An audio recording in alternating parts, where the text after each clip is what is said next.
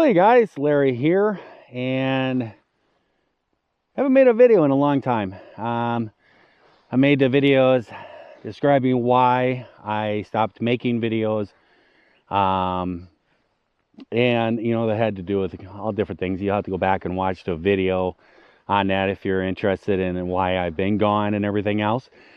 But in the end of that video, I talked about that there's some really exciting things that are coming up, and I thought, what better way to show you guys than in the snow, because this is what I love is snow. Snowmobiling and everything, and snow bike. Really love snow bike. Well, I thought I would bring it to you guys. So right behind me, I'm not sure if you guys will be able to see it, but there's actually a gate here. This gate is actually a gate to 80 acres of property that me and my wife have bought up here. This is a dream that I have been thinking about for many years, owning this. Yes, I have the fairy house and everything else, but this is actually what I was looking for when I came up here. And my wife, she has that same goals and same dreams of living out in the woods and developing her own thing. And we've been looking around since we've been together and kind of looking at all kinds of different things, and we found this perfect property. And this has been about a year in the making of after we have made the purchase agreement, and then all different things we've had to go through and everything. And I'll talk to you guys more about that. And I thought, why not take you guys on a tour of the property? So I thought, we just got 8 inches of snow. It's right at the end of March. I thought it was really hard packed stuff and everything. And to be honest with you, I've already recorded this. I did it on my snowmobile, and I haven't recorded a long time. So figuring out the audio and stuff like that, I kind of messed it all up. So I'm going to redo it. We just got this new 8 inches of snow, and they're talking it's going to be 40 degrees here by the end of the day, up in the mid 40s and high 40s and stuff. And all this is going to start melting. I think they said we're going to get some snow on Sunday, but it's not going to stick around. We're in the 40s and 50s sometimes now. So all the snow is melting, and it's time for it to melt. So let's go on a little tour of the land. I'll show you guys around and show you what our plans are.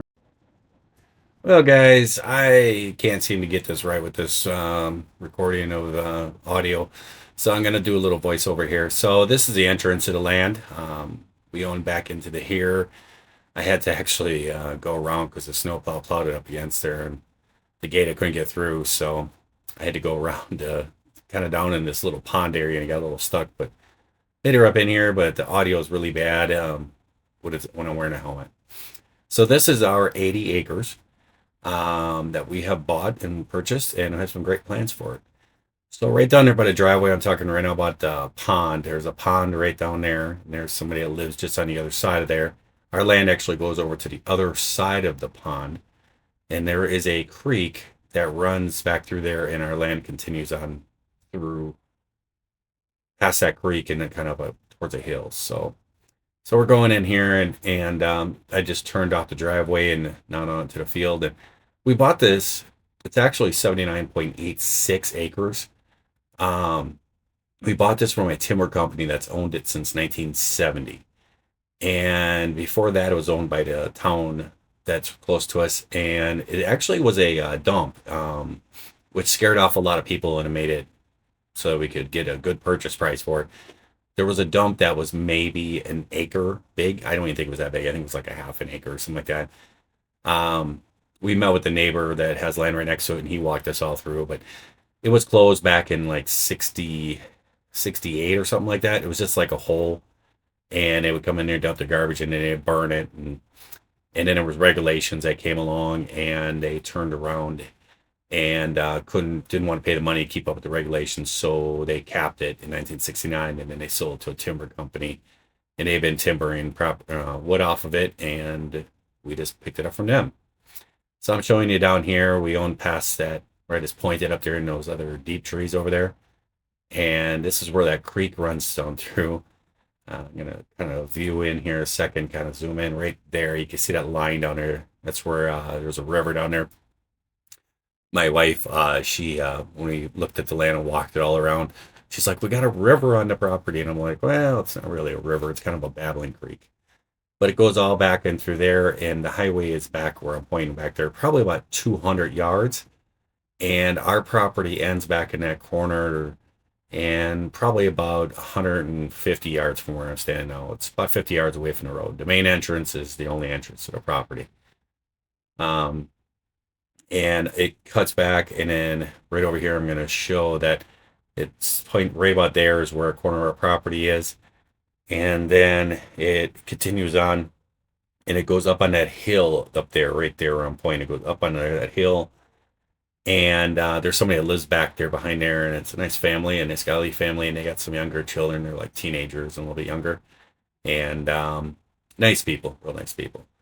But over on this side, our land actually doesn't stop at these trees. It goes about 100 yards back into those trees right there. And some places about 150, but 100 yards back in. And there is another gentleman that owns a piece of property on the other side of that. He owns 80 acres. It's basically right alongside of ours. And he's owned it forever. And he is very particular, does not want trespassers, does not like people coming in there and everything else. And I said, well, we're going to like get along great because I don't want that either. So I've had many conversations. He's actually come out to the property here and showed me around because when it was a dump, he was a younger man, and he showed me everything that was going on around here. So there's my snow bike. But taking off here, and you can see the timber company, they timbered this about 5-6 years ago. And you can see all those treetops sticking up. There's actually thousands of those trees. They're red cedar trees. And when they timbered it, they made them replant trees for the amount they took out. And there's thousands of them. That back there, I'm showing where the driveway kind of goes through the middle, and then it kind of ventures off to each corner. There's like a logging road that goes that way and that way.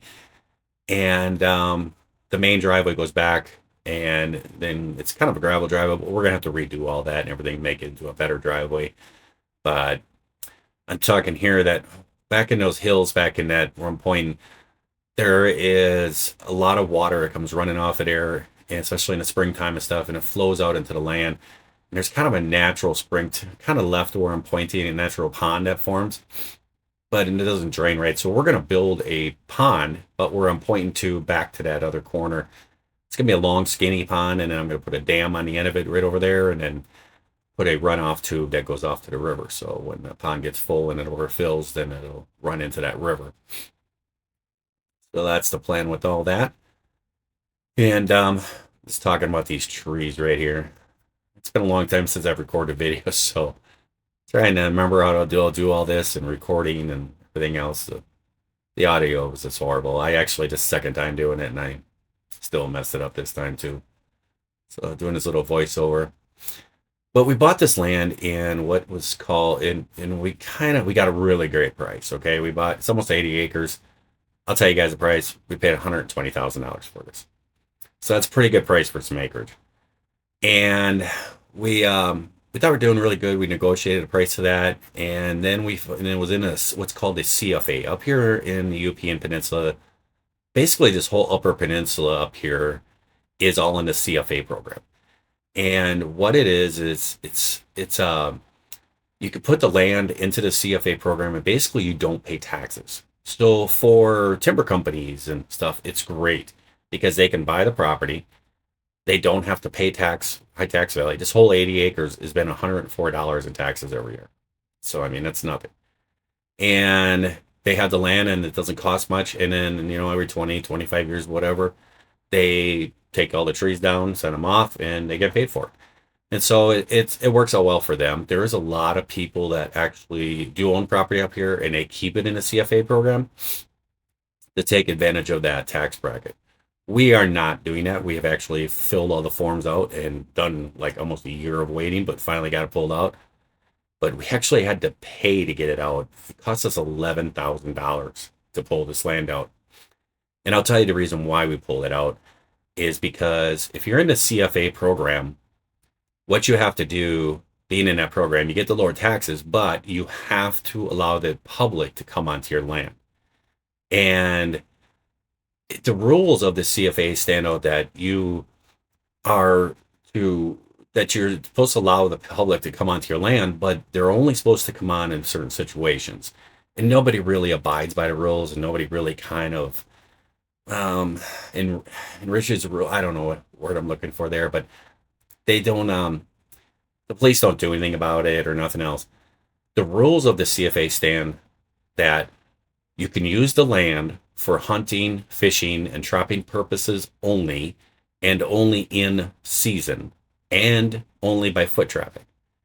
And that's not what happens. Everybody comes back in here riding. There's four wheelers, side by sides, dirt bikes, everything else, and then bring trucks rooting around back in here, and they just kind of do it. And the thing is that they see somebody else do it, so they think, well, that must be all right. And then they hear CFA, and they think, well, that's state land.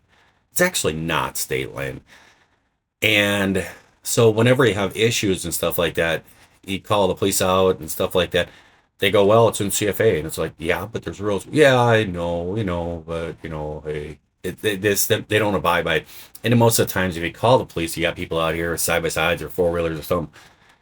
They're not going to chase them through the woods. So the guys just go through the woods. Well, they never see them. They never catch them. So it's kind of a big problem. And we bought this land actually about a year and a half ago, and started going through the whole process. And I've been out here and I've worked on projects, and you guys will see some of that stuff. But I've been out here messing around and doing this and that. And I have probably talking to probably 100 people that have come through this property. And I have met some really nice people, but I would see them come out there with their side by sides or four wheelers or whatever. And I'll go up to them and say, hey, can I help you? And they're like, oh, they're just riding. I'm like, you know, you're on private property. And they're like, well, it's on CFA. And I'm like, it is actually still in CFA because we haven't gotten it pulled out, which we have now. But you know that you cannot ride your machines in here. You cannot come in here you can only walk in here and only during hunting seasons. And they're like, well, that's not the rules. I'm like, yes, it is. Look it up. And I said, but we are pulling it out of CFA. And when we do that, we are going to have no trespassing. Nobody's going to be allowed to access in here. And I would say probably about 80% of the people that have come in here and I've talked to, they've actually been nice and be like, oh, you're going to build a house? And I'm like, yeah, we're going to build the stuff and do this and that. And they're like, oh, that's cool. And they're like, well, we'll find some other way around and stuff. And I'm like, okay. But then there's been some people that have been yelling at me and screaming at me. I've been coming in here for 30 years and stuff. And, and it's like, yeah, I understand, but we bought this property. And they're like, well, are we going to be allowed to still come in through here? And I'm like, no. You would not allow people to drive your four wheelers and stuff through your yard. So no, you're not coming in here. And I'm like, this land was for sale for like over a year, had for sale signs and everything else before we ended up making a deal. And I'm like, you could have bought it if you really wanted it, but nobody bought it and we ended up buying it. So we're going to be stopping this. And I'm sorry about that. And so we've been going through it, and I think it's going to get better once we start building houses out here and stuff and doing things. Then people will see the presence and everything. But I did talk to the DNR and told them all the problems that I'm having. And they're like, yeah, we know there's all kinds of problems. Everybody complains about it. And I'm like, well, what can we do about it? Can I put up no trespassing signs, private property signs? And they're like, no, that's actually against the rules. And you can actually get in trouble for that. You can't do that. And I'm like, well, I came up with an idea and I said, how about if I make up a sign that says, hey, we have purchased this property. It is a plan that we have to build structures on it and everything else. And this is our future and we spent a lot of money on it. So please respect that. And it still is in CFA, but it's getting removed. And if you actually look into the rules of the CFA, you're only allowed to come on here for the hunting, fishing, and trapping in season only and only by foot traffic. So if you're riding machines out here and doing things, you're actually trespassing and we will call the police. He said, that's fine. So I put up signs all over the place and everything else. And most people, I don't say most of the people did respect it. And they would see the signs that stopped and stuff. Some people played stupid and stuff. Oh, I didn't see a sign. You just drove past one 15 feet back, But then there were some people that would stop, rip the signs out, throw them in the grass. Some people would run over them and everything. It was just a huge, huge mess. And I actually had one situation where the guy came in here with a side-by-side and he was us all drunk. And I saw him come in And I had put up fences. The DNR said I could put up a fence, but nothing could harm somebody. And well, I put up these plastic snow fences across the trails. There's a trail that goes straight ahead of me, goes back into the woods, and there's another one over on the other side. And I had put these plastic snow fences. Well, people drive right through them. Well, I tied it really tight one time, and this guy came in there, and I came with my four-wheeler, and I caught up to him right in front of me here on the trail. And I was following him up through there, and one of my signs was right up ahead of there. And when we got started going towards my sign, he drove right off the trail and drove over to my sign. I was like, "Are you serious right now?" I was right behind him, and I followed him up. He tried to drive right through the fence, and he got stuck on it. It hung up his side by side. And I pulled up to him, and I'm like, "What are you doing? You know this is private property." He starts screaming bloody murder at me. "You can't block access, blah blah blah," and this drunk got it scored. Well, I ended up going and I actually pulled his key because the guy was just so drunk and he's sitting there threatening me and everything. I said, I'm going to let the police deal with this. I pulled his key. I went and called the police. The police came out there and stuff. And the guy threatened me. He came walking down past me and he's like, "I'm going home, get my gun." And I'm like, "Okay, cool for you." And so the police came out there and I told them everything was going on. Told the police, this guy's drunk off the score. And he almost ran over the little neighbor kid coming in too. And he came in here and the police came up there, did all the information and everything else, and the guy's yelling at me and stuff. "He can't block access." And the police are like, "He owns the property. He can do that. It's his property. He can not deny anybody access." Finally, whatever. But then he's and they're like asking me, "Do you want to have the vehicle towed or can he drive it out?" And I said, "Well, if he's here with you, I'll let him drive it out."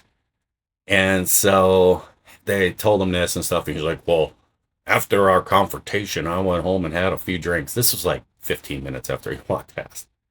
"And so if I drive now, then you guys are going to give me for drunk driving."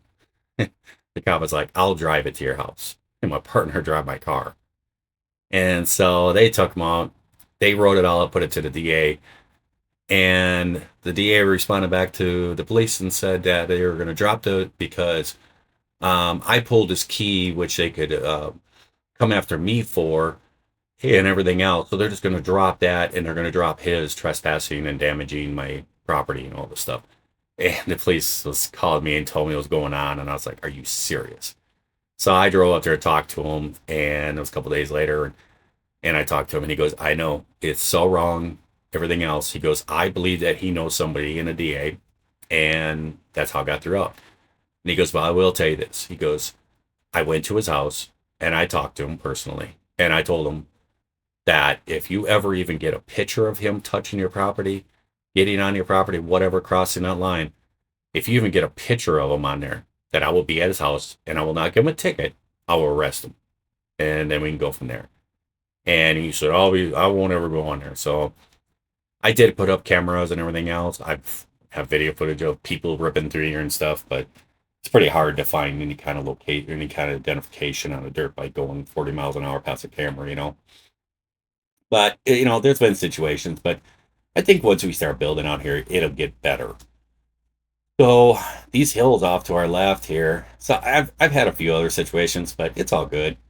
I understand. It's been sitting vacant since the 70s, so people just been using it. It'll take time, and once we get things going, and I'm going to put up a really nice fancy gate and everything so people can't get in here from the front. And then in the back here, I'm going to put up some nice gates too. So most of the time, I've actually seen my trespassing signs that I have surrounding this place now that's pulled out of CFA. And I've actually seen snowmobile tracks coming at it. They see it. I've seen them turn around and go back. So people are listening. But once we get out there. But this would be the southwest corner of the property. And they're not really the corner, but kind of getting there. But that hill up there, if you go up that hill, you go probably 100 yards past that. And it actually, that's where the neighbor's property is. Or about 50 yards, actually, I'd say. 100. But I'm just showing here my camera's going up the greatest. I need to get back at this and figure this out better. But it's just been some beautiful property. It has everything. It has hardwood. It has pine trees. It has great rolling hills in it. Me and my brother, we just side hilled over on this hill right here, just all winter long. It has great spacing for trees, and we sat in. It doesn't look big, but it's actually a pretty good sized hill. And we had a lot of fun tearing that up and everything else, and snowmobiling through there and stuff. Just had a blast. But yeah, it's a beautiful piece of property. But yeah, I don't know if you guys ever saw the short video that I put out. That truck that's sitting right there. That actually, I put a short video out about it, like a Uber truck or something. I actually traded some college kid up here for an old computer I put on Marketplace, and a kid called me up. He was all like, "Oh, I'll trade you a truck for it." I'm like, "Okay, I'll take a look at it." It's a piece of junk, but I'm married now, and my wife, she had some sons, and so now I have gained some sons, and taking these guys on my own, and that truck there, I thought, oh, what better thing for some younger kids to play around with out in the land out here? So we were running around and just doing goofy stuff and having goofy times and kind of jumping it and just having a blast. And the frame broke right in half. It was really funny. We have a little video of it and everything. The kids are all screaming in there and stuff. And I actually drove it out of the woods. It was like that dragging on the back of the back of the cab, and everything was dragging on the ground. It was a good memory and stuff. We have a picture of it, all the kids standing on top of it. It's cool. Sorry about that. Got a little something in my throat. But back here, what I'm talking about right now is there is 10,000 acres past our property line. Back in the woods, I'll show you. There was actually 10,000 acres that are straight back and to my right. We are surrounded by it. So what's the really cool thing about this property is if you go through it and you take the logging roads all the way back, it's like a 3 to 4 mile drive through that property to get to kind of any access road. And so there's never going to be anybody that's going to be building back here. So we won't have to worry about that. And when my wife, we've talked about it and we thought, well, we're just going to keep an eye on it. And I've actually had conversations with the timber company that owns that 10,000 acres. And if they ever decide that they want to sell it, we're just going to keep buying a little bit here and there and keep creating ourselves a buffer and get more of this land. But it goes all the way over here to those other big trees way over there. And we own about 150 yards back into those big trees. And then that timber company owns all the rest of it. So it's a huge parcel back there. And that's why everybody comes through here, because this is kind of the main access for that property to go back in there and ride stuff and everything else and hunting. This whole lot here had a driveway coming all into it, and it made it easy access, and everybody's been using this. And so that's why we've had, and I do understand that. And that's why I've talked to people and just, let them know, hey, it's been purchased now. And it's been pretty good, but a few troublemakers. There always is. But this is the far corner up here. We're thinking about some plans in this corner, but it's going to be the last of what we have going on. So it's just some beautiful stuff here and everything else. And we're going to take it off here in a bit.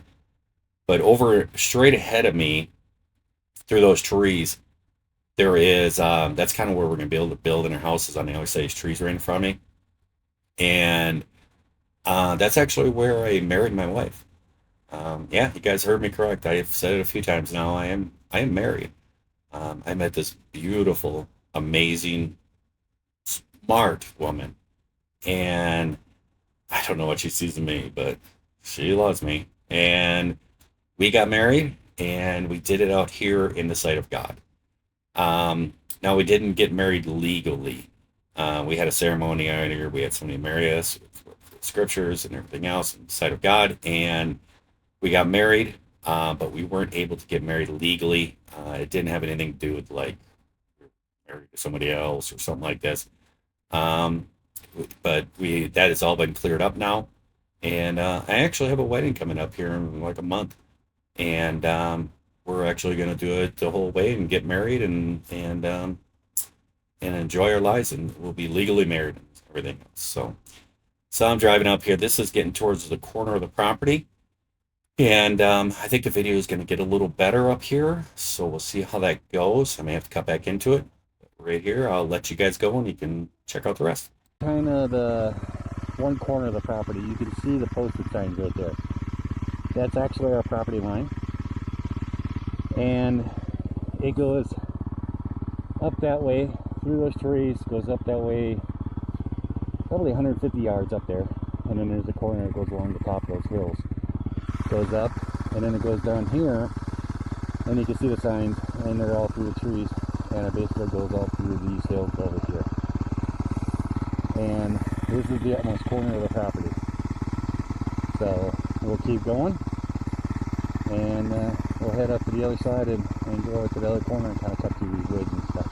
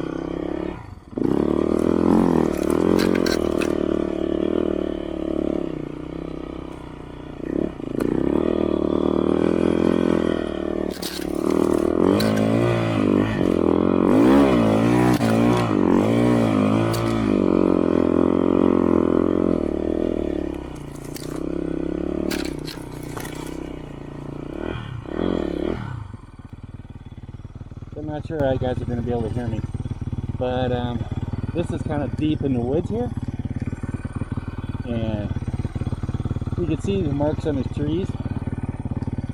That was for the timber company, and I think that it's planned for trees to be cut. Not really sure, but yeah, there's nothing back there. There's 10,000 acres of timber back there behind us.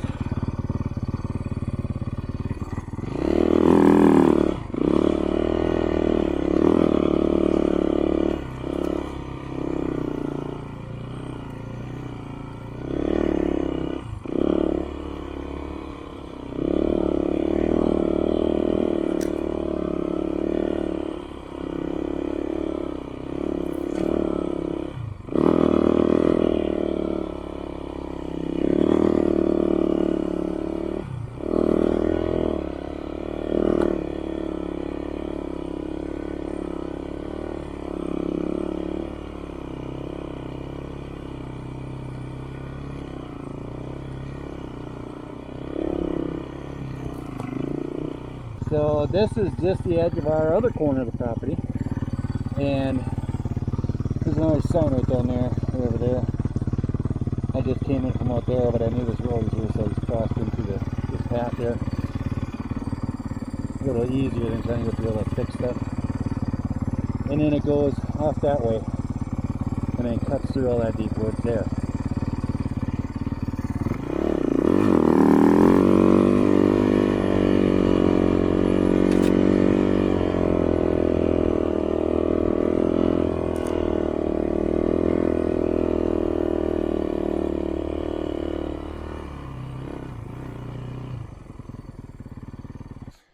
So this up here is the other corner of the property.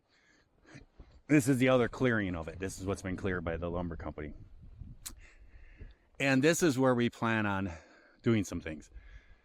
Now, we went out in that camper. We went out, found this camper. It's a couple $100.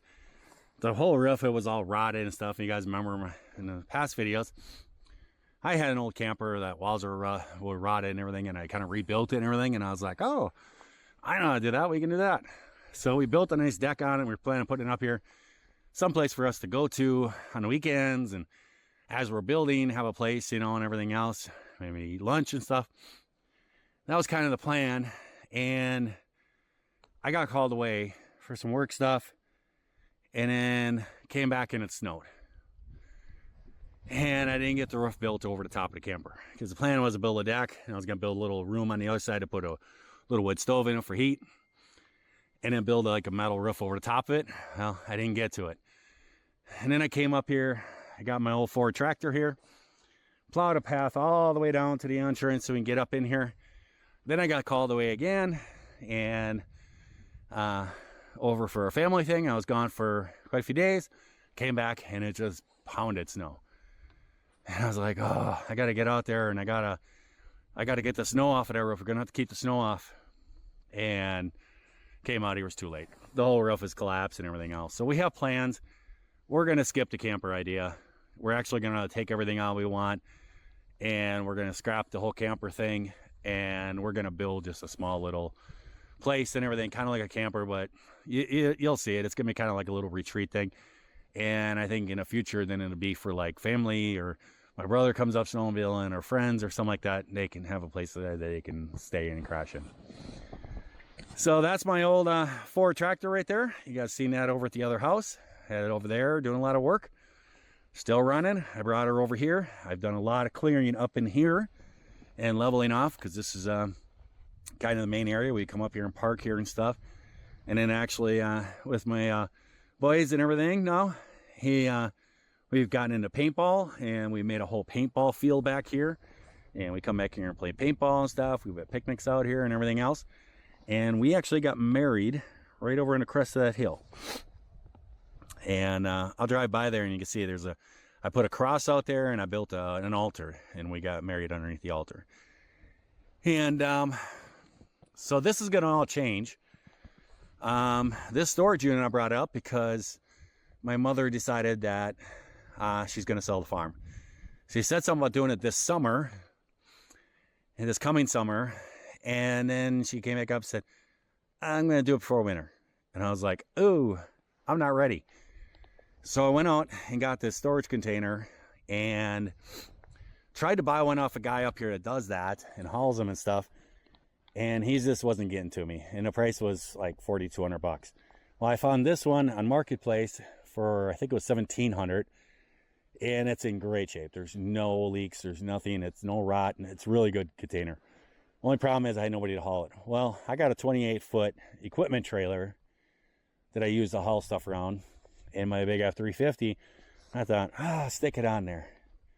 Go nice and slow. Have somebody follow me with flashers. Be good. I did that, and I came up over a crest of a hill and went down, and the road bend and turn. And down on the bottom, there was a bump. And when I hit that bump turning like that, it actually snapped an axle. And I was going like 20 miles an hour. It snapped one of the axles on the trailer, put it into a jackknife, and this whole trailer, because there was no tongue weight, it was hanging way off the trailer, and the whole trailer started jackknifing, and I tried to control it, and there was no way. Finally, she just swung out, crashed into my F-350, about destroyed the back half of my F-350, shot me into the ditch, almost flipped me over. Then I had to do some emergency calling around and found a guy, the original guy, and had to pay him to go out there, and we had to load it off of my trailer onto his, and then he hauled it out here for me. But that's all full of my stuff from the shop down in Wisconsin. All my tools and everything from Wisconsin are all inside there. That there tractor is my dad's old tractor, and he passed away, as many of you guys know. And he passed away, and my mom's decided to sell a farm and went down the line. Everybody's asked if they wanted a tractor, and nobody wanted it. And my brother was talking about selling it on Marketplace, and I was like, you know what? I'll take it. And so I brought it up here. It runs really good and everything else. The 3-point hitch is not working properly, though. I got to figure out that. It's something to do with the hydraulics on the 3-point hitch is not working. So I got to figure that out. But the thing runs really good and everything. And it's going to work for some of our plans. So now I will go over the plans that we have. And that's why we're starting here. So I plan on getting another container. And then right about where this white tree is, I'm going to put another container like on the other side. Right in line with this one. And our property goes back there into those hills. And then I'm going to build a roof over the top of the 2 storage containers. And that way we can store equipment in here, tractors and equipment and everything. And it's not going to be closed in. The ends won't be closed, but the roof will be. And that way we can park equipment in here and stuff, and it doesn't get snowed on and rained on and everything starts to rust. I have my dad's tractor there, and I have it covered with a tarp and everything to protect it and stuff. But I don't want to leave it that way forever. So we're going to have a nice little storage here for equipment and stuff. And then we'll have both of these storage units, these shipping containers. This one here, I built shelving and racking all in there, and that's all my stuff, all my tools and everything are all back in there, and it's got all that on there. And then there's some stuff that's all up in the front. It's all full of stuff and everything. And that's real nice and sealed up. These things are super nice. Mice can't get in them. Keeps it out of the weather. Really nice. So we're going to have 2 of these. We'll be able to store all kinds of stuff, keep everything under the weather. Then, so that's going to end right about where that pine tree is sticking up there, that first little one. That's where we're going to end about there. Then coming out here, the driveway will go right along these trees coming up here. And starting just behind where the storage container is, going that way, we are going to build a 120 foot by 42 foot shop where I'm able to work on semis and heavy equipment and do all my stuff that I love to do. We're going to build it up here, and then in the back of the shop, we're going to build an apartment into it. And that's called a barn dominium. If you want, look on YouTube, look it up, what a barn dominium is. It's basically a shop and a house all in one. So we're going to build an apartment in the back, and it's going to be a shop in the front. And when we get this done, we're actually going to move into it. We're going to sell our houses and everything. And when we do that, we've been crunching numbers, we can sell everything, build this, move into here. We will actually have enough money to build a nice house and do everything we want. And everything will be paid and we'll be debt free. So we don't have to borrow money, because that's what we don't want to do, is have to borrow money. So that's going to be sticking out over here. We're probably where that last little stick is sticking up out of the snow. Be about there, going out. Then eventually I don't know if it happened right away, but we might go from the barn dominium then to start building a house. But then eventually we want to build like an L little garage off of there, maybe like 3 garage bays where we can store like vehicles and stuff like that. And have like a little L-shaped shop. Then it's going to be a courtyard that goes around and comes around back in here in this area. And this will be a flat pad back in here with gravel and everything, where I can store things that I'm working on and projects and everything else. And everything will be out of sight from the house. So when you come over and visit, you don't see the mess behind the garage, is basically what it is. Then down there, it kind of at the bottom of this hill a little bit, kind of where those big trees end, straight out from there, we're going to build a house. And it's going to overlook this valley. And what it's going to do is we're looking at doing a timber frame home. You can look it up online. It's the way they used to build structures, is timber frame. It lasts forever. There's no nails or nothing. And the house is built with big timbers. It takes hundreds of years for it to, rot away or anything else. They so much stronger and they last forever. So we're looking at building a timber frame home. It kind of will look like a log home, but I'm not really a favor of a log home. So this will be a timber frame home, and then we're going to use some new technology, and we're going to wrap it with SIP panels. Basement will probably be done with ICF, and make it a very efficient place. And it's going to be a big house right here that's going to overlook this valley as all these trees grow up and stuff, and look down on this valley. And then we'll build a garage off kind of at an angle, so you can pull in and pull into the garage of the house. Probably a 2.5 garage or something like that. And then starting right over where that corner of those big trees are, coming this way at an angle, it's going to have like a wing built off of it, and that's where the bedrooms will be going off of that way. And they'll end right about where that clearing is, where we got married. And that's why I built that altar there and put that cross off, because in our plans, the last bedroom will be ours. And when we wake up in the morning and look out the window, you'll see the cross and you'll see where we got married. And there is a bench up there that me and the kids built for my wife for her Mother's Day one year. And she loves sunflowers, and it has a sunflower on it, and all the kids' names are on it. And she likes to go out and read her Bible and talk to God. And we put it up there, and that way she can just walk up there and hang out in nature and have a conversation with God. So that way it'll be right there by the bedroom. You'll wake up and look out and get reminded of who the Creator is. So that is our plans for up in here. And then, as I said, down there, way down in the bottom, there's kind of that first bump down there. We're planning on putting a pond down there, and then our driveway will go past it. So I will take you guys, keep going around here and show you what's all going on. So this is where the corner of the house is going to be. Is like right down over in this area here. Sorry, my camera skills are not the best. It's been a while, guys. And then it'll go this way, and then the house will be over here, and then the garage going that way. Kind of like be like a big U. But you can see right there, I built like a cross out there. And that cross is probably, I think it's 10 foot. 10 foot tall, but it's buried in snow right now. And then hopefully you can see it, there's an altar there. And I built all and everything and that's where we got married. And I couldn't be happier. I will tell you this about my guys, about me. I know that I have talked a few times about God in the past in videos, very, very limited. I would call myself in the past, and now that I have time to look at it, as what I would consider to be a soft Christian. I believed in God. I knew there was a God. And I believe that I could be saved.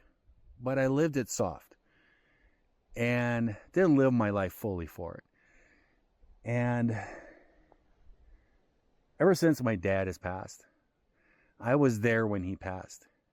And I was in the room. And I'm going to tell you something right now. He passed, he went. When he was in the day leading up to it, he would talk. He wasn't talking to us. He was talking to God. He was having conversations. And it was amazing to see. And when he passed, I'm going to tell you this right now. From first-hand experience. I felt the presence of God in that room. And I at that time said, you know what? It's tired of being soft. And I have devoted myself to God. I live my life entirely for God. Jesus Christ came to this earth. He went up on that cross, lived a perfect life, and sacrificed himself so that we could have a path to heaven. And my whole main goal is to learn every day and how to walk more like Jesus. And every day I falter, and every day I ask for him to forgive me and to show me guidance and guide me along so that I can walk as Jesus did. It's not a one-day thing. It's not an instant thing. It's a lifelong journey. It's a marathon, not a short sprint.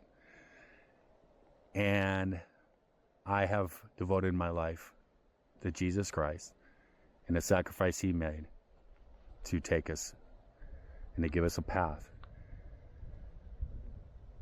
to heaven and eternal life.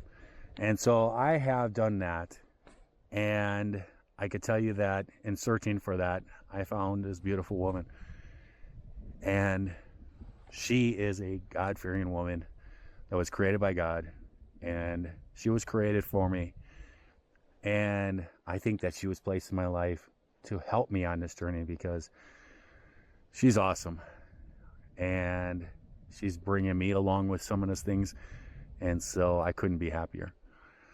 On these videos, I lost my little mic thing that attaches for talking to my helmet.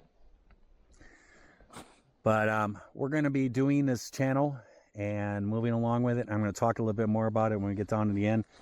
But she and the boys and stuff will probably be in videos and everything else.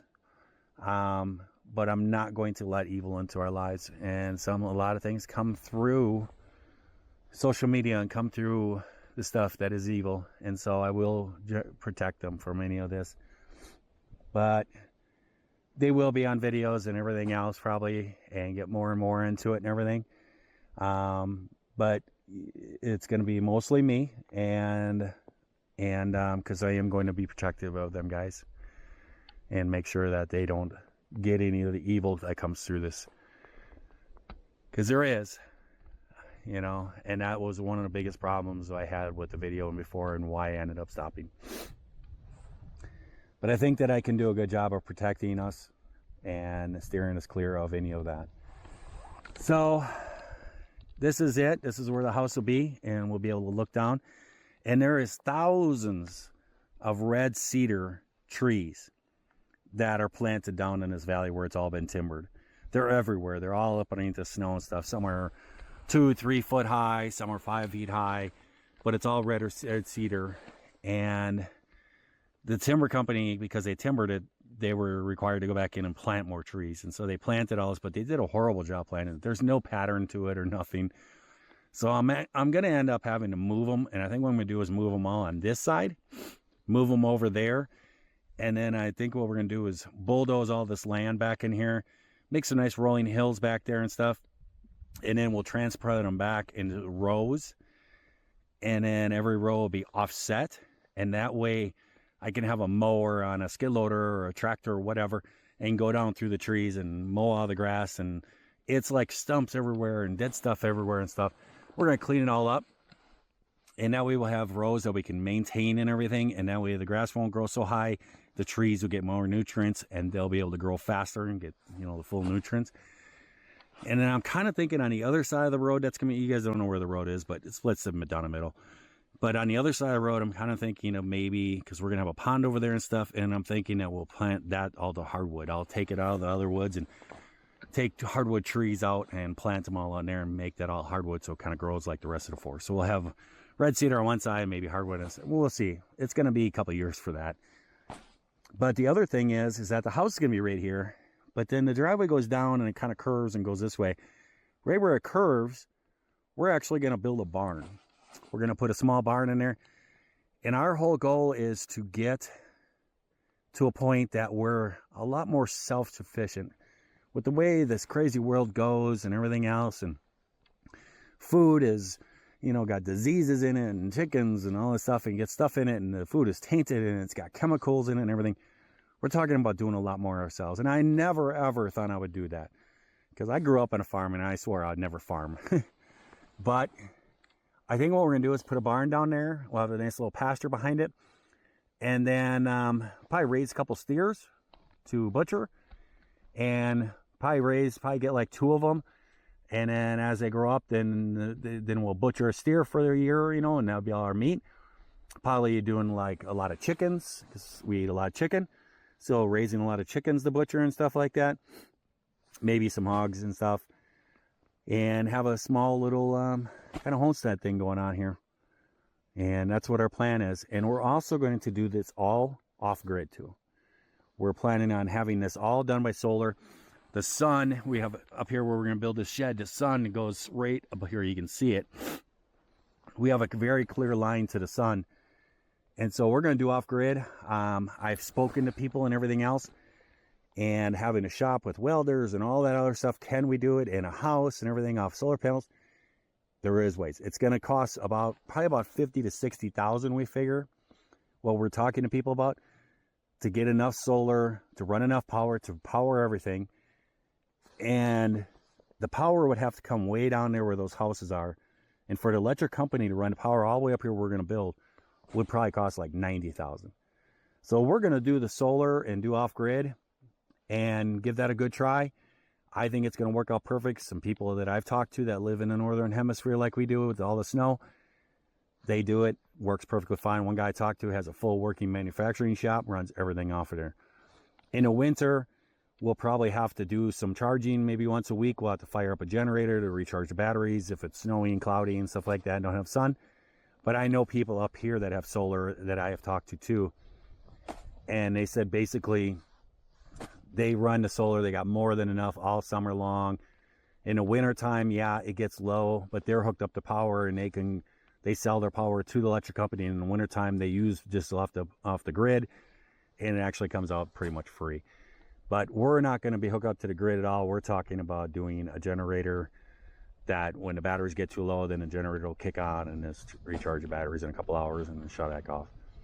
So that's our plans. So since I don't have a mic, I'm going to run down there in the other corner and we'll talk down there. So this is the driveway that goes down and it meets the main driveway. This is where we're talking about building a little barn and then having a little pasture right around for some of the animals.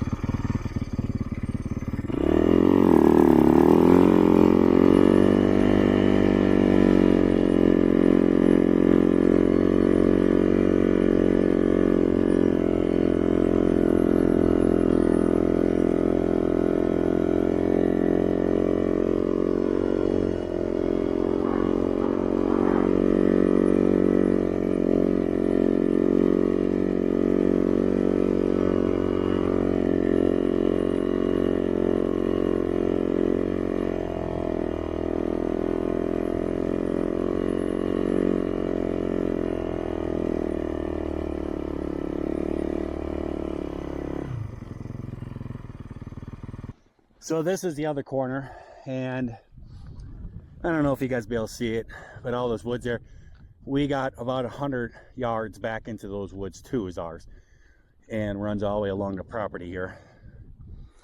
Goes all the way down, and all this thicket stuff, this is all ours, and there's a river that goes down through. It's kind of swampy. And then those guys, they live up there in front. The guy that lives on this side of the road, he actually owns across the river a little ways. Not in this thicket, but you can see those big white trees that stick up in there. That's about where he owns to. So he owns a little bit of this side. The guy on the other side, we actually own across the river in his backyard. But I'll tell you a little bit of the plans up here a little bit. But first, this is a truck that I found, and I found this on Marketplace. And you guys know I've broken my back twice, and got all these plans for building and everything else. Well, building a timber frame, you need a crane. Found this thing on Marketplace for dirt cheap. Well, guys, me and Michelle there have made it over here. I didn't get thrown in jail. Almost. The cop was super nice. I wish I would have got his name. I would have thanked him on here, but guys, I was doing 20 over. She's going, don't say that. I wasn't paying attention. We were actually having this really in-depth conversation about these young kids and stuff like this, all this, and it was pretty funny stuff. We were having this whole big conversation, and I wasn't watching. And then I saw the car coming at me. I saw his lights turn on, and I went, oh, and I looked down and went, oh, and I just pulled over immediately. And he did this whole spin around thing, and he came up behind. Took forever to get up there, but they got up there, and I just handed him. I said, dude, I have no excuses. I said, we were having this big conversation. I wasn't paying attention. He's like, okay, well, let me go run everything. He came back and just handed it all to me, and he goes, you got a CDL. I always give a break to the guys with the CDL. He goes, that was 20 over, that would hurt you. And he goes, here you go. But, yay. So, yeah, that was awesome.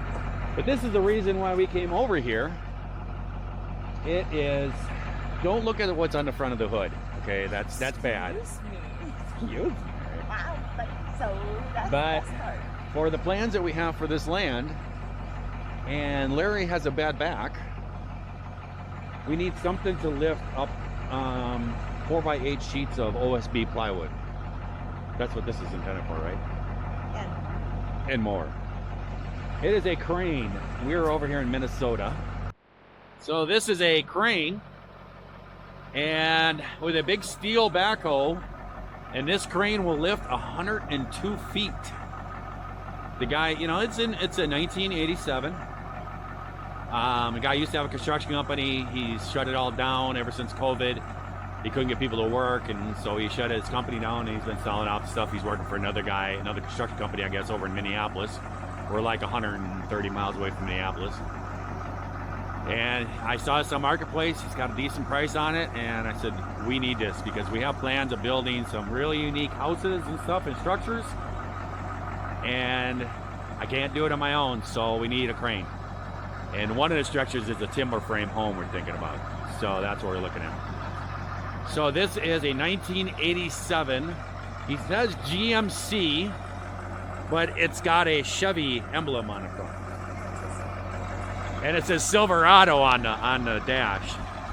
And it has a cat. It's got a kitty cat. Meow. It's got a cat 3208 in it. Really sounds good running.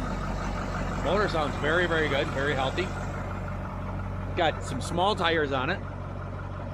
Could put those on like a Volkswagen. It'd work really good. What do you think about this thing? You think it's going to help a ton? Or carry a ton. Well, yeah.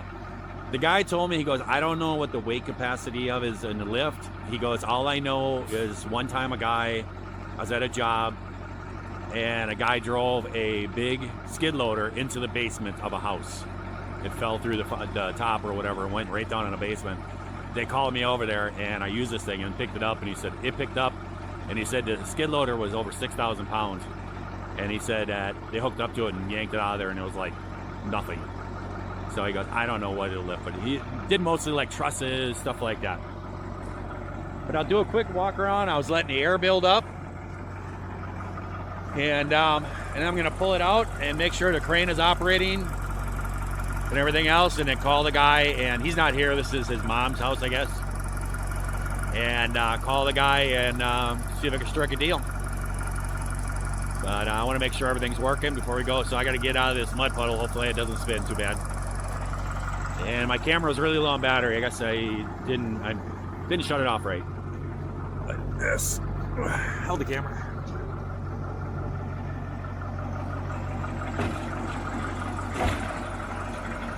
That bad. That's good. There's a big thing between me and Michelle. Ford and Chevy. So I may have to get a Ford Emblem to stick that on each side. No. And it runs awesome. The thing is great. I don't know if I left the key in or not. I think I did. If I did, this thing hasn't started all winter. And the batteries are hooked up too. Yes, I should have unhooked them. But it's an awesome crane. The truck itself is junk. The motor doesn't have enough power to drive this thing down the road. It does go down the road, but like top speed is like 53, 54. And if you hit a hill, I mean, you're down to 25 miles an hour. My plan is I have my semi over there that I brought up here from Wisconsin and drove that up here, and that thing drives awesome. I was kind of thinking about making it into a day cab, taking this flatbed part off. It's just hooked at a frame with some big U-bolts. The whole crane and everything comes right off. You just lower these legs down, you can lift it right off and drive the truck out. My plan was to do that and then put it on my old semi. But we're looking at it and thinking about it, and we're discussing it. I might actually just rebuild the semi, and I need to get a lowboy. I have a big equipment trailer that's behind here, but I'm looking at getting bulldozers, excavator, stuff like that to do all this work, and kind of need a lowboy. And I'm also thinking about in the future of having going out and buying some old equipment, having my shop up there, and I love to work on old steel. And so, you know, going and buying some older stuff and bringing it in, fix it up, bring it back to life, and then maybe turn around and sell the stuff, whatever, you know. So I need to have a semi for that. So I'm thinking about fixing that truck up for that. That runs really good. And what I might do is I've looked around and I found a couple trucks that are like, I found it for one for like 7,000. I don't know if I left the key in there or not. I can't see it. I thought I did. Yeah, there it is. So let's see here. I figure who's gonna steal it? You can't drive it out of here. Let's see, it should fire. That's a good sign. The whole way drive back from Minnesota, that fan does that. Let's see, it should fire. Oh. There it is. This thing hasn't run since before the snow. It's pretty good, but like I said, the truck driving is not great. The truck body is horrible. It's all rotten and everything else, but it was a really fun drive back. But I got it back here. It cost me hardly nothing, and so I'm gonna let that thing idle and run a little bit and warm it up and recharge batteries and stuff, and I'll bring it back. That is my Skidoo, my dooski. And we came out here for the first ride this year with the snow and was riding it, and the oil injection line got a hole in it and started just pumping oil down inside the panel, and it wasn't getting to the motor, and we went way back in the woods and I was giving her, and the oil, there was no oil getting to the engine, and the oil in the engine went boom. And we towed it back here, and I set it here, and I don't know, I was thinking about putting it on the trailer and bringing it home and rebuilding the motor and stuff. And then it stunk so much, and I couldn't get a vehicle in here anymore. I tried to plow the driveway, but I don't have the equipment to plow it. So it sat there in a snowbank all winter long. We'll do something with that. I'm thinking I'm just gonna get a motor for it, drop a new motor, just get an 800. There's some guys down in Wisconsin I got a line on, some shops down there. They have some of these Skidoo 800 motors sitting on their shelf. They pull out old snowmobiles and they go through them and check them out, and then they turn around and sell them. So might pick up one of those, put that in there, so we have that as a backup. And then there's my semi. Now there's the equipment trailer I have. It's an older one. I just bought it for super cheap and used it to haul my tractors and stuff like that. And then the axle broke, so I parked it there. I don't know what I'm gonna do with it. I don't know. I'm thinking about getting a better one. I'm actually thinking about getting on with a what do you call those, where it comes up and goes into the bed of the truck. Hooks out. I can't think what it's called right now, but I can get a lot longer of one. So, and get one that has dual wheels on it and stuff, so it can handle a bulldozer or stuff like that. And then he got my semi. I brought this thing out from Wisconsin, went down there, put some new batteries in it. This has been sitting for quite a while, and a lot of you guys have asked about this truck and what am I going to do with it and everything else. I put some new batteries in it, got it, turned the key, and fired right up. Ran no problem. There was a valve, a little plastic valve that was underneath the dash, and that had gotten some moisture in, I think, and from sitting down there in the winter times, it's cracked. And so I had to get that new valve body, and I installed that, and everything checked out good, and I drove it on up here. And I got up here, parked on the land, and I think that what we're going to do is I think I'm going to actually restore this truck. And like I said, then I can get a low boy that I can attach onto it and everything, so I can drive around and pick up equipment and stuff. So I started off on YouTube as intermodal trucker. John talked me into doing it, and I did it, and I enjoyed it. And especially being trucking out there, gone all the time, it was nice, you know, and I met some really great people doing it. Then I kind of changed roles and changed companies and stuff, and stopped doing the intermodal stuff, so I changed my name and I went LongHaul Larry. And I was doing that and working the mechanic stuff and everything else in Maryland. Then I broke my back and my life has changed dramatically. And I thought I was coming back from that. And then I thought, okay, we're gonna get back to work and do this. I went back out driving, and there was a lot of pain, guys. It was really painful, and I was trying to work through it and everything, and I did it for like, what, 6 months, 7 months, something like that. And then I was just like, I can't do this anymore. I can't do it. I can't sit in this chair all the time. And I was trying to figure out the future and everything else. And I came home, and then with that, but I started this brokerage company, and I've been doing that and everything else, and it's been tough. As a small guy trying to break into the brokerage market, it's really super tough. Been doing it, been fighting along with it, and trying to do different things and everything else. Not the most profitable thing. And I've had people asking me, hey, where are your loads? I want to haul one of your loads. I really haven't done a lot with trucks. I mostly, well, trucks, but not semi trucks. I mostly have been doing what's called hot shot loads, and guys with a trailer and a pickup truck and stuff, and going around and picking up different things. That's what I've been doing a lot of, and that's what I've been dealing mostly with. And it has been pretty sparse, but I'm building it. I'm continuing to work on it and seeing hopefully I can do it. I've also been working with my wife, and she is a very professional person, and she is one of the smartest people.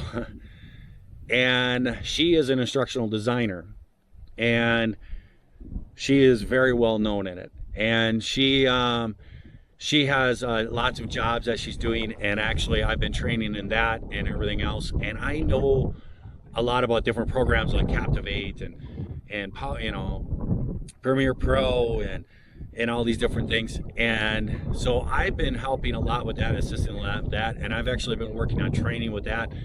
And we are looking at starting up our own company together. And because she goes through a lot of middlemen, these headhunters, and come to her, and then they go out and find her different schools or different jobs or whatever, and they take a percentage. Well, we're talking was we're gonna do this on our own and cut out the headhunters, and that way we get the full pay and stuff. So doing that and everything else, and that works out really well, and we enjoy really working together. We have a good time, and then I also do the other things too. So that's what I kind of do nowadays and everything. I don't really do anything with the trucking anymore. And I gave that up, and then it turned out that my back was still broken. And I went and got it fixed and everything. I kind of contemplating going back to trucking and everything, but my life really has changed. You know, and I did, 21 years of trucking. And I had this beautiful wife. I got these kids and everything. And it's like, I don't want to be living in a truck anymore. So I've been looking at this and stuff, and this is where I've gone. Does that have things to do with the YouTube? Kind of not. You know, it can make a few things about it, but it really doesn't have something where I can make videos weekly and everything else about it. You know what I mean? But we have all of this, and this is just beauty to me. I took a couple of pictures a little while ago. I tried to get my wife out here on the snowmobile to come with me. She's a little scared of snowmobiles, and she was like, she says, no, I'm gonna do this other project I'm working on. And I was like, okay. I didn't want to press her, but this is really beauty. And I took some pictures out here because she loves it out here and the quietness and everything else. And I took some pictures, and I showed her that we could see the water today. And that water that's in that video is like 10 miles away, guys. We're way up on top of a hill, and you can see it like 10 miles away. It's actually Keweenaw Peninsula, and it's down by Baraga. And I could see it from the property if the light is right, the sun is shining. You can see in the V of the trees. That's a long ways away. And I sent some pictures to her and everything, and she's like, oh my goodness, beautiful. I wish I was actually there. And I sent her a message back, and I says, you know what? God created this, and God created you, and he sure did do a perfect job in both of it. And she was like, oh my goodness, stop it. And but it is beauty to me. And we have some big plans and everything else, and we're going to do our house, we're going to do the barn dominium and everything else and do all that. But then we're also talking in the future of splitting off like an acre and a half or something like this of a piece of property here and there and everything else. And all of our kids, as they get older, they will get a piece of this property, and we can build them a house on here and kind of keep it with all in the family and everything else. And that way we can build it up, and we can have a whole family unit here and grow together and stuff. And so that's what we're looking at and everything. And we actually are talking right now about some plans right up in the front. That might be coming soon. We're kind of just talking through right now, so I don't want to talk about it because I'm not sure it's going to happen, but we're talking about that. But it's going to be all about that. And I'm actually thinking about going and get my contractor's license. I don't need it to build the stuff, because up here in Michigan and up here in UP, you don't need a contractor's license to build your own house. You don't need an electrical license. You don't need a plumbing license. It's pretty simple, actually. You get the plans, you got to have the house plans drawn up, and as long as the snow load limit is reached on the plans, and our architect can draw it up and the snow load is good for the snow that we get, I said, that's all we do. We don't care what you build. And it's like, okay. And permits and everything, yeah, you get the permits, but it's really relaxed on the inspections and stuff. But I am thinking about, because of the project that I don't want to talk about, that we might be doing until we finalize things, I may need to have a contractor's license to do it because of a certain little sideways little line here. But thinking about doing that, but then we're talking about building houses and stuff and everything, building all our structures, putting a barn up there, having animals, being off grid and everything else. And this is where we're talking about going and stuff. And then me having a shop and maybe going around and purchasing like older equipment and stuff like that, maybe older semis, maybe, you know, backhoes or excavators or bulldozers and stuff like that, and bringing them in and putting them in the shop and tearing them all down and rebuilding them and bringing them back to life, you know, and then maybe resell them and stuff like that, or maybe going to auctions and buying stuff and going through doing things like that, because I really enjoy working in a shop, as you guys know. I really like diving deep into that stuff. So there's a lot of different attributes that I think that we can bring to the channel. As I talked in the video before, there was a lot of evil that also came through. And I can tell you that I have met so many of you guys over the years, and I have met some just awesome people. I have had conversations I've had with people through emails and through the comments and everything else, and gotten to know a lot of people, and there's some really awesome people. And then there's some people that are just looking for evil and trying to do that. And that I have to protect. And I have kind of ideas on how I'm going to do that, and we're going to see how that works out. But I will not let my wife or my children be subjected to that anymore. And so I'm going to be very protective of that type of thing. And I think that we can build something really cool and stuff, and I think you guys would love to come along for the adventure. So I think that's what we're going to do. I may even put up like a tent that John can come up and stay in. But and then also the real future plans is we do all this and get our house built, we might actually build something way back over in the other corner and build some kind of structures. Not really sure. We're kind of shooting around ideas. Maybe have like 2 or 3 of them, and maybe do them like Airbnbs. Maybe have some events or something like that, you know, some UTV rides or some, I don't know. Well, who knows what's going to happen in the future. So I really have to say that LongHaul Larry is kind of dead now. I'm not going to be driving truck. I got my back fixed the last time. Could I go back on the truck? I think I could. But my life has changed, you know, and I think I could do it. I think there would be pain sitting all day long, but I think I could do it. But I think things have just changed, and I think I'm going to have to move in a different direction. So I'm thinking LongHaul Larry's dead. Intermodal trucker died a long time ago. I'm trying to think, what should I be now? I'm not really sure. What do you guys think? Put it down in the comments. What do you think would be a good name for this channel? My wife will be involved in it. She will be in camera once in a while. I don't think she really likes cameras, but she said, yeah. She goes, I'll do it once in a while and stuff. I think sticking the camera right in her face is not going to be the thing that she wants to do. But yeah, she'll be on it. The kids and stuff, yeah, they'll be on it once in a while, but I'm going to kind of be very protective about that. But we're going to be building structures. We're going to be building houses. We're going to be building a barn, having animals, being off-grid, working on equipment. It's all the whole thing. You guys come up with an idea, put it down in there. I've ran a couple of them through my head and stuff, but we'll see what you guys come up with. So I'm going to let you guys go. I hope that everybody out there is having themselves a great day, a great night as you're watching this here video. If you're not, certainly can try that all over again tomorrow. God bless you guys. See ya.